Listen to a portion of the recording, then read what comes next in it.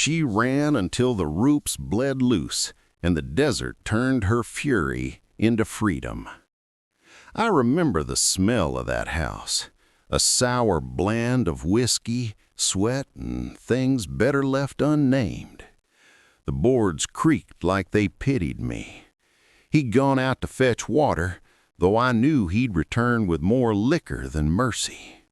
My wrists were tied behind me, coarse hemp burning through skin, and my mouth still tasted of dust and copper. The sun cut through the shutters, drawing prison bars across the floor. Somewhere outside, the windmill squealed, turning just enough to remind me the world still moved. I pulled at the knots until they sang with pain. Then I pulled harder. He wasn't my husband by choice.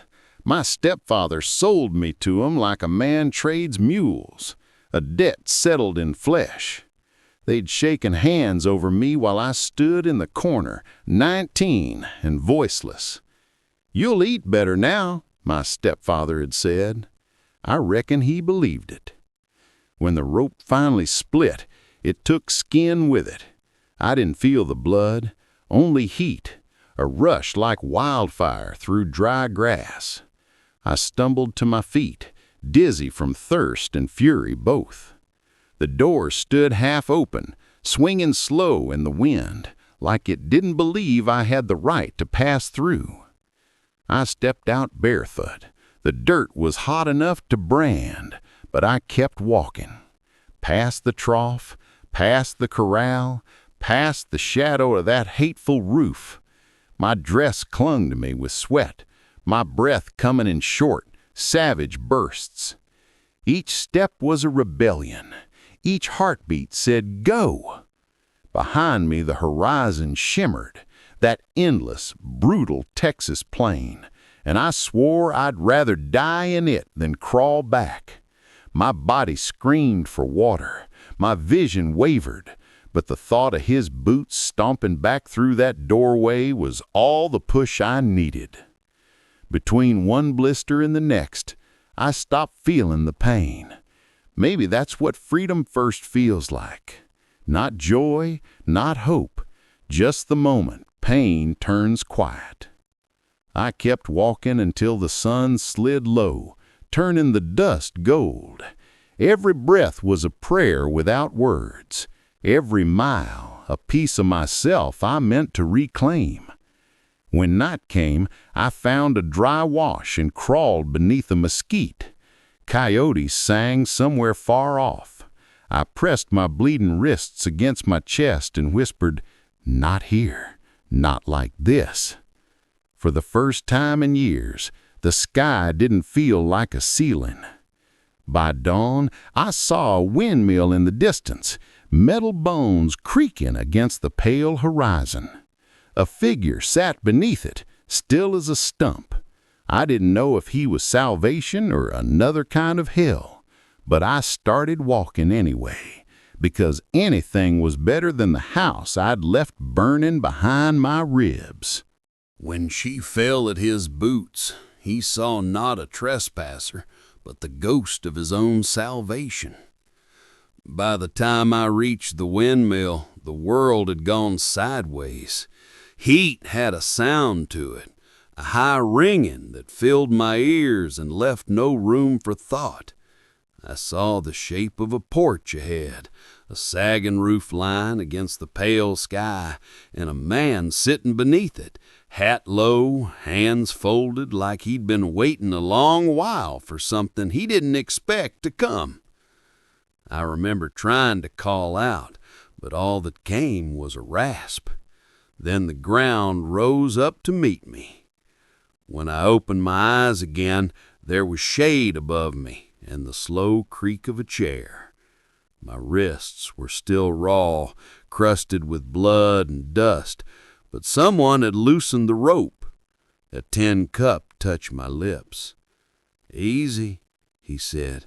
His voice carried gravel and patience both. I drank until I coughed, and he let me.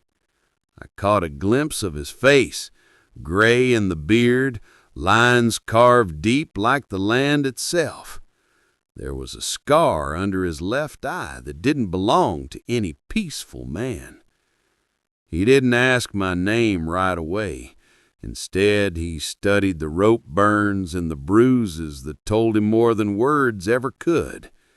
When I finally found breath enough, I whispered, "He'll come for me." His gaze didn't waver. "Then he'll find me first." I wanted to believe him, but men had made promises before, some with wedding vows, others with knives. I shifted, meaning to stand, but my legs folded like a colt's. He caught me without flinching. "I ain't here to harm you. Name's Zeke." I didn't answer. Names felt dangerous. He sighed, leaned back, and looked out toward the horizon. "You got folks out there?" "None worth the sand." He nodded once, like that was an answer he knew too well. After a long pause, he rose and cut the rope from my wrists with his pocket knife. The fibers fell to the porch like dead snakes. Then he draped his jacket over my shoulders, coarse wool, smelling of smoke and sun. "Come inside," he said. "You'll catch chill before the night's done." Something in his tone, not soft, not pitying, made me obey. Inside, the air was cooler, the light dim. A single rifle hung above the hearth, and beside it a faded tintype of a woman and a boy. Their eyes had that same far-away sorrow his did. He poured water into a basin. "You clean up. I'll fix something warm." As he turned, I caught the faint hitch in his step, the limp of a man who'd ridden too many hard miles for too many wrong reasons. For the first time in months, no one yelled, no one grabbed, just the smell of beans simmering and wood crackling in the stove. My hands shook too much to wash properly, but I tried. When I caught my reflection in the windowpane, I barely recognized myself. Hollow eyes, cracked lips, hair matted with dirt. But beneath all that, there was something fierce, still burning. Zeke set a bowl beside me and said, "Eat what you can. Tomorrow we'll see what's what." I wanted to ask why he was helping me, but he was already back on the porch, looking toward the horizon like he expected the devil himself to ride up. Out there, the sun had turned the plains red, and for a heartbeat I thought I saw dust rising in the distance. Maybe he saw it too, because his hand drifted to the rifle above the door. He promised she was safe, but the wind outside carried the sound of hooves. The first night under Zeke's roof was the kind where silence had a pulse. Every board creaked like it remembered violence. Every gust at the window felt like someone breathing too close. I sat near the hearth, wrapped in his old jacket, watching the fire shift colors. He moved quiet, the way men do who've spent years waiting for danger. He poured coffee into 2 tin cups and handed me one. My hands were steadying, but I could still feel the phantom weight of the rope. He said, "Drink. Helps with the shakes." I tried. The bitterness hit sharp, almost a comfort. After a long while, he said, "You gonna tell me who did this?" I stared at the flames. He bought me. Zeke didn't move, didn't even blink. Bought. My stepfather's dead. He sold me to a man with more whiskey than soul, said it was fair. Zeke sent his cup down slow. "Ain't no fair in that." The words were simple, but something in his jaw changed. That deep, quiet kind of anger that comes from seeing hell too often. I saw it flash through his eyes like a memory he couldn't bury. He asked nothing else, just nodded once. Then he took a blanket from the cot and tossed it my way. "Get some rest, you'll need it." But rest was a thing I didn't trust. When I closed my eyes, I saw that house, the one I'd escaped, still waiting, patient and hateful. I heard him step out onto the porch, boots creaking, windmill whining overhead. His shadow stretched across the floorboards, long and steady. Somewhere in that stillness, I whispered, "Why are you helping me?" Through the half-open door, he said, "'Cause someone once pulled me out of the dirt when I wasn't worth saving either." That stuck with me. Morning came gray and cold, wind whistling through the grass. I helped him with the chores, fed the chickens, fetched water. My hands blistered easy, but it felt good to do something that wasn't just surviving. Zeke kept glancing toward the horizon. I asked if he was expecting company. "Out here," he said, "company don't send word first." By afternoon, I'd washed the blood from my wrists. He noticed, but didn't speak on it. Instead, he pointed to a storm bank rising in the west. "Best stay close come night. Weather's turning mean." As the light faded, the wind picked up. It moaned through the cracks like something alive. I tried to sleep, but the old fear coiled tight inside me. That's when I heard it. Faint, far, and rhythmic. Hoofs. Zeke heard it too. He was already on the porch, rifle in hand, eyes narrowed at the dark line on the horizon. He looked back at me once, and the promise he'd made, "You're safe here," hung in the air between us like a fragile truce. He said, "Inside. Lock the door." I did, but I knew the wind was carrying more than rain. It was bringing the past back to find me. "He said she was bought and paid for," Zeke answered with his fist. At dawn, the horizon burned red, not from sun, but from dust rising in a long line. I watched from the window as it rolled closer, a single rider cutting through the haze like a bad memory that refused to stay buried. Zeke stood on the porch, rifle in hand, but barrel down. His shoulders were still, the kind of still that comes before violence. I could see the wind playing in his gray hair, his jaw set like stone. When the rider reached the gate, he dismounted slow, boots crunching on the dry soil. It was him, that brute who'd called himself my husband. His voice carried that same slur of whiskey and pride. "Morning, old man," he called. "You got something belongs to me." Zeke didn't move. "Ain't got nothing of yours here." The man spat, smirking. "Girl's mine. Bought her fair from her kin." From the window, I felt my knees weaken. His eyes found me through the glass, that slick, cruel look that had haunted every breath I'd taken in his shadow. Zeke's voice was calm. "That's how you see it? That's the law. Law's got different meanings depending who's holding the rope."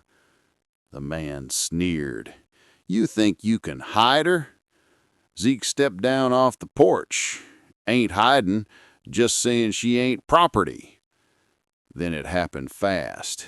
The man's hand went for the pistol at his hip. Zeke didn't flinch. He moved like muscle memory took over, like a soldier waking from a long sleep. The rifle butt cracked against the man's wrist before steel cleared leather. The gun fell into the dirt. "You're done," Zeke said. But the man wasn't one to know when he'd lost. He lunged. They went down hard, dust and rage tangling together. I pressed my mouth to my hand, watching helpless as two lives that had nothing left to lose collided. Zeke was older, slower maybe, but he fought with something meaner than youth. Purpose. His fist drove into the man's face with a sound that made the windmill stop its song. When it was over, the brute lay gasping in the dust, blood and pride leaking out together. Zeke stood over him, breathing hard. "Go on," he said. "Get up. Get gone." He spat red. "You'll pay for this." "Already have. Now it's your turn." He staggered to his horse, eyes cutting toward me one last time. "You think he can keep you safe?" Zeke cocked the rifle. "Try me."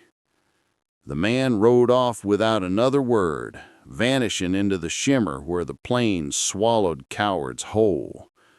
When the silence settled back in, I stepped out onto the porch. Zeke wiped the blood from his knuckles with his bandana, not looking at me. "Why'd you do that?" I whispered. He shrugged.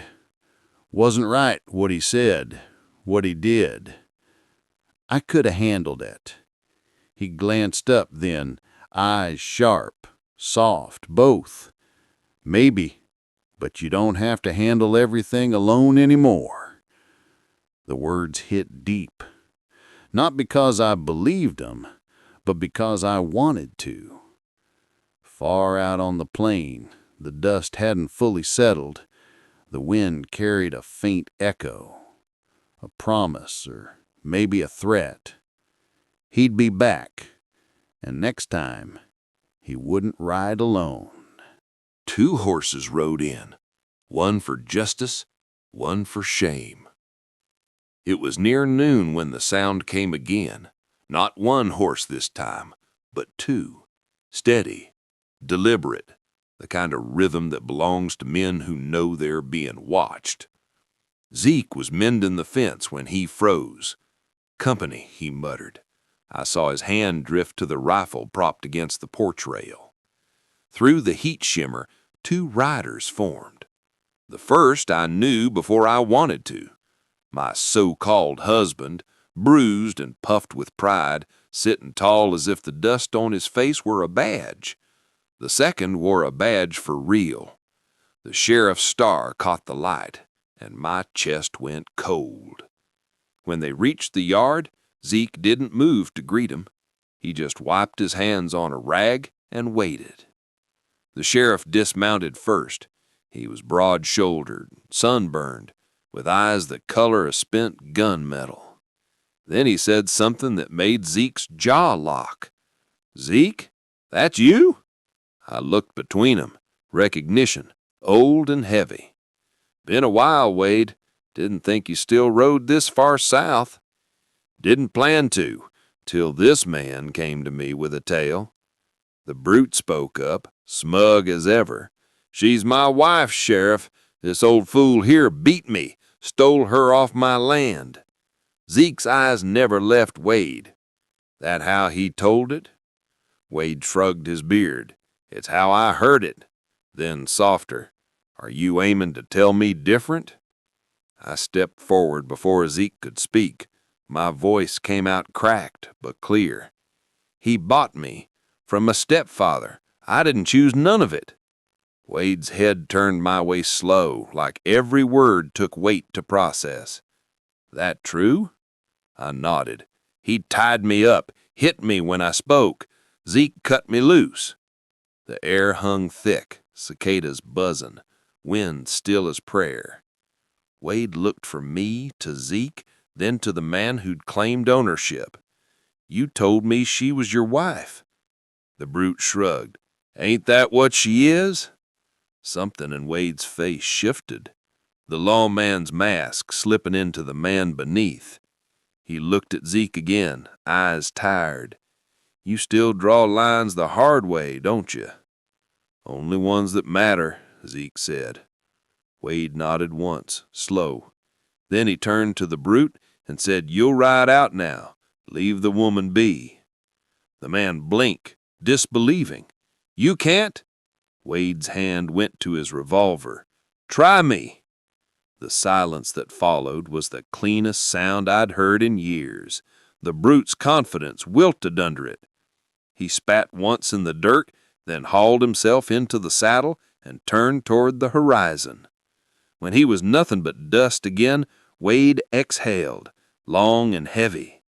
"You always did pick the fights nobody else would," he said to Zeke. Zeke smiled, the kind that doesn't reach the eyes. "Somebody's got to." Wade tipped his hat to me. "Ma'am, you're free to go wherever you please. Nobody owns you now." Free. The word felt too big to fit in my chest. When the two men rode off, the sheriff toward town, Zeke toward the barn, I sat on the porch steps, staring at the sky that suddenly looked different. Not safer, but wider. And somewhere deep inside, I felt the faint, cautious stir of something I hadn't dared hold for years. Hope. They didn't talk about danger that night. Just listened to the wind lie to 'em. After Wade and the brute rode off, the world exhaled. Even the grass seemed to ease, standing taller in the late light. I sat out back while Zeke worked the punk, washing blood and dust from his hands. He didn't say much, never did, but the quiet between us had changed. It wasn't filled with fear anymore, just the weight of what had passed and the question of what might come. When the sun slipped behind the ridge, he brought out 2 cups and poured coffee, black as soot. We sat side by side on the porch, the boards creaking soft beneath us. "Reckon he's gone for good?" I asked. Zeke blew on his coffee. "Man like that don't ride far without a reason to turn back, but Wade made it clear enough." "You trust him?" "Trusted him once." He stared at the horizon like it owed him an answer. "Back in the war, we watched each other's backs. Hard thing to forget, even when the world turns mean after." I studied his hands, rough and scarred. "You've been fighting a long time." He gave a small laugh. "Guess so. Thought I was done with it till you showed up bleeding on my porch. I didn't mean to bring trouble." "Trouble's been sitting here a while. Just needed a name." We didn't talk for a spell. The sky deepened to indigo, stars starting to blink awake. I could hear the windmill creak and the far cry of a coyote. He said, quieter now, "You got plans, Clara? Some place you'd go if you could?" I thought about it. The towns I'd passed through, the men who'd stared too long, the nights spent hiding behind barns. "No place ever felt like mine," I said. "Maybe this one could for a while." Zeke nodded, slow, as if weighing the idea. "Ain't much here but dust and chores. Better than chains and fear." That pulled a faint smile from him. Fair enough. Later, as we sat in the dark, I found myself asking, "You ever regret staying here alone?" He took a long time to answer. "Every morning. But every night, I'm grateful I did." The lamplight flickered against his face, catching the lines carved deep by years and loss. He looked tired, not from the day, but from the kind of memories that never rest. I wanted to tell him thank you, but words felt too small for the shape of what he'd done, so I said nothing. We just listened to the wind move through the grass, soft, deceitful, whispering promises it never meant to keep. When the coyotes fell silent, Zeke said, "Tomorrow you help me mend that east fence. Can't let the cattle wander." It wasn't a request. It was an invitation. And somehow, that small thing, a shared task, a plan for tomorrow, meant more than any vow I'd ever heard. I went to bed with that thought, the ache in my body fading beneath something quieter, steadier. Peace, not the loud kind that comes from victory, but the kind that grows slow, like roots finding hold after a storm. He fixed fences. She fixed silence. The days began to pass not like battles, but like breaths, the kind that didn't hurt going in. By late spring, the ranch had found its rhythm again, creaking gates, cattle lowing, the metallic hum of that old windmill turning steady above it all. I rose with the dawn and worked till my arms ached, and it felt right, like earning back the shape of myself. Zeke didn't hover. He showed me how to patch the fence line, oil the hinges, mend a bridle. He'd say, "Don't do it quick, do it right." There was patience in his voice that reminded me of what safety might sound like. The first time I laughed again, it startled us both.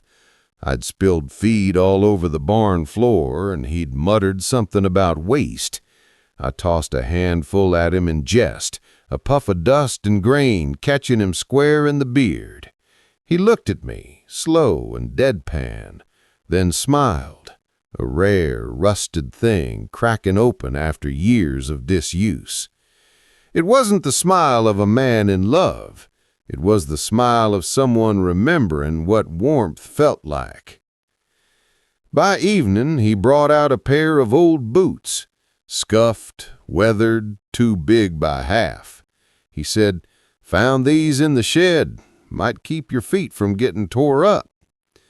I turned them over in my hands, touched by the simple grace of it. I said, "They'll do," though my throat burned. He watched me pull 'em on. He said, "You walk like someone expecting to run." I answered, "Habit." Days stretched into weeks. The land greened after a brief rain, the kind that only half keeps its promise. I started tending to the small garden near the porch. Beans, a stubborn patch of corn. Zeke said he hadn't seen sprouts in that soil for years. He said, maybe it just needed gentler hands. I didn't know how to respond to that, so I kept digging. Sometimes I'd catch him watching me from the shade, his eyes soft but far away, like he was seeing someone else through me, maybe the woman and boy in that faded photograph above the hearth. I never asked. Some ghosts don't want naming. One morning I found a colt tangled in wire near the back pasture. Before I could call Zeke, he was already there, kneeling in the dirt, steady hands working the snare free. The animal trembled, wild-eyed, but didn't bolt. He murmured low, words meant only for common. When the wire finally slipped loose, the colt staggered up and trotted off, limping but alive. Zeke stood, wiped his hands on his jeans, and said, "Freedom hurts before it heals." I looked at him then, truly looked, the scar beneath his eye, the way his shoulders still carried old wars. I understood more in that moment than any words could teach. That night I made coffee the way he liked it, strong, burnt, simple. and brought it out to him on the porch. He took it without a word, nodding thanks. We sat there, watching lightning far off to the west, just light flickering like ghosts across the plains. It wasn't love, not yet, but it was something realer, the quiet kind of devotion born not from want, but from survival shared. When he said, "Tomorrow we'll head into town," I felt a flicker of nerves. "Town?" He said, "Need supplies, and maybe it's time folks saw you standing on your own 2 feet." The thought scared me. Eyes, whispers, old debts lurking in shadow. But I nodded anyway, because maybe he was right. Maybe it was time to stop running from the world and start walking back into it. Some stories don't end in thunder, just in someone choosing to stay. The morning we rode into town, the sky was washed clean, blue enough to make a soul believe in second chances. I hadn't seen that stretch of street since the day I'd been traded like livestock. The memory came back in flashes, my stepfather's hand gripping my arm, the onlookers pretending not to see. Zeke walked beside me, not ahead, didn't shield me, didn't push, just matched my steps until I found a rhythm that was my own. The general store went still when we entered. I felt eyes on the scars at my wrists, the dirt beneath my nails. But no one spoke. Zeke kept his focus on the shelves, the list in his hand. When the storekeep asked who I was, Zeke answered plain, "Neighbor." That was all. And somehow it was enough. On the way back, we passed the ridge where the plains open wide and endless. I looked out over it, wind tugging at my hair, and realized it didn't scare me anymore. It looked like possibility, rough, uncertain, but mine to walk. That night, as the sun bled gold across the fields, I found Zeke sitting on the porch, same as the first day I saw him. The windmill creaked above, keeping its steady vigil. I handed him a cup of coffee and sat beside him. He said, "You did good today." I said, "Felt like standing trial." He said, "Maybe, but you walked out free." We watched the light fade without another word.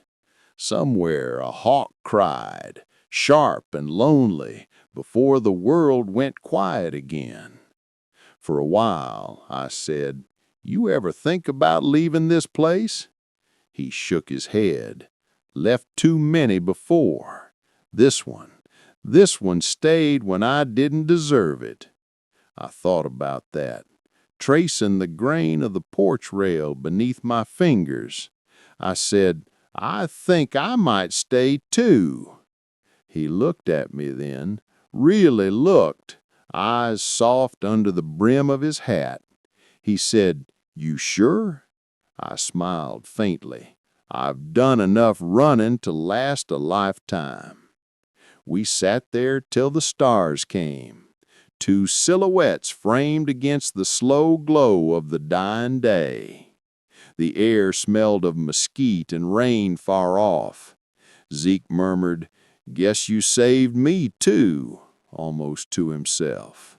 I said, "Don't reckon either of us were built for saving, just surviving better."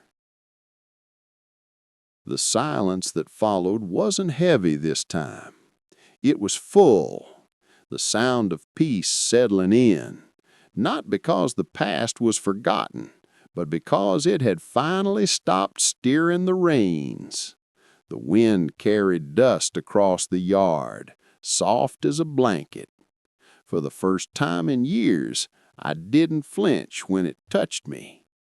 There was no thunder, no grand ending, just two worn souls sharing coffee as the night came down easy. Sometimes peace doesn't arrive like a storm breaking. Sometimes it's just the quiet truth of staying put, together, alive, unafraid.